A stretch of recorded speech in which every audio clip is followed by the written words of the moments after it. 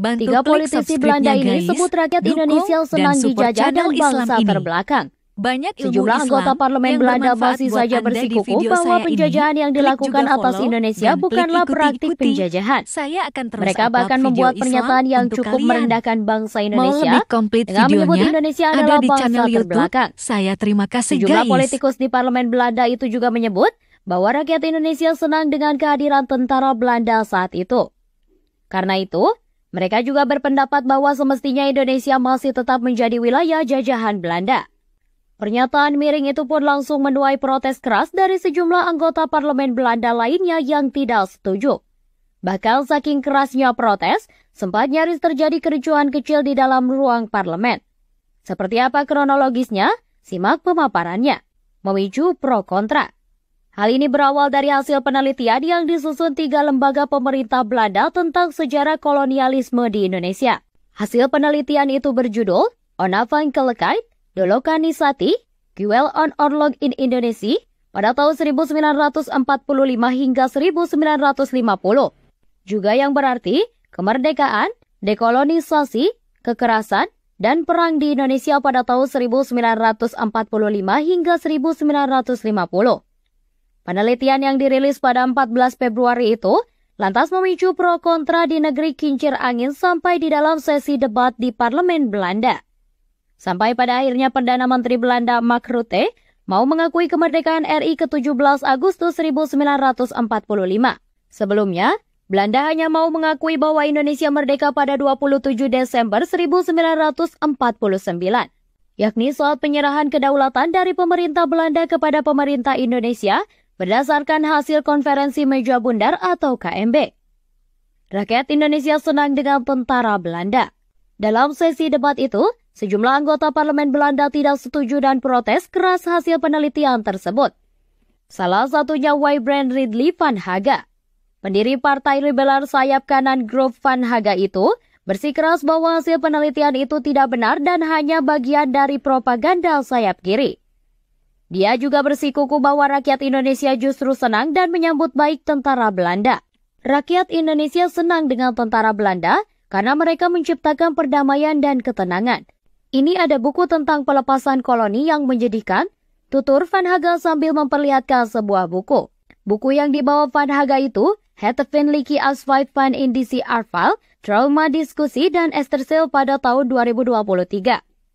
Buku tersebut berisi beberapa kesaksian para veteran militer Belanda terkait peristiwa yang terjadi di Indonesia saat itu. Dia juga bersikeras membela sosok Kapten Raymond Westerling yang selama ini dianggap sebagai jagal dan penjahat perang selama ditugaskan di Indonesia. Sebaliknya, Van Haga menganggap Westerling sebagai seorang pahlawan. Sejarah ini dipalsukan oleh penelitian ini, seperti Prinsen yang bukan lagi sekedar desersi, tapi melakukan kejahatan sebagai pengkhianatan. Dengan seragam tentara Belanda, dia menjebak tentara Belanda dan setelah ditangkap prajurit, disiksa dan dibunuh oleh TNI. Justru Westerling yang harus direhabilitasi. Westerling pahlawan karena melindungi banyak orang dengan aksi-aksinya di Sulawesi yang membuat keadaan damai lagi. Westerling melakukan apa yang ditugaskan kepadanya dan sekarang dia dipolitisasi orang-orang sosialis.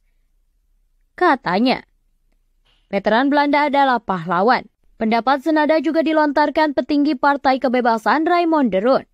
Dia menyatakan bahwa semua veteran Belanda yang dikirim ke Indonesia adalah pahlawan yang tidak seharusnya dicap sebagai penjahat perang.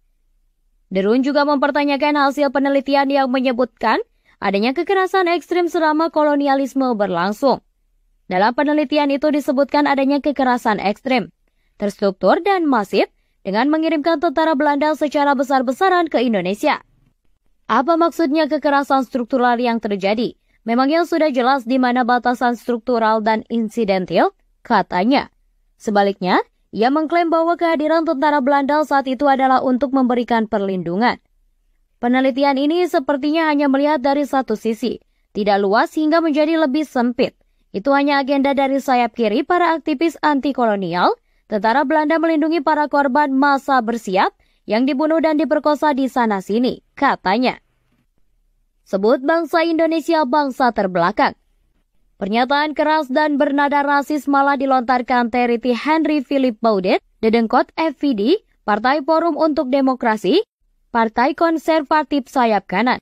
Pernyataan rasis Baudet itu dilontarkan membalas pernyataan Tunahan Kuzu Partai Deng dan Don Cheder Partai Persatuan Kristen. Dalam pernyataannya, keduanya menyebut bahwa masa dekolonisasi itu tidak bisa terpisahkan dari dampak kolonialisme yang menimbulkan trauma. Baudet menyatakan, kolonialisme di Indonesia adalah berkah bagi rakyat Indonesia. Jika bicara Hindia Belanda, sekarang Indonesia, kolonialisme itu berkat buat mereka, kata dia. Baudet juga menyatakan bahwa Indonesia yang terbelakang justru terangkat dengan kolonialisme Belanda.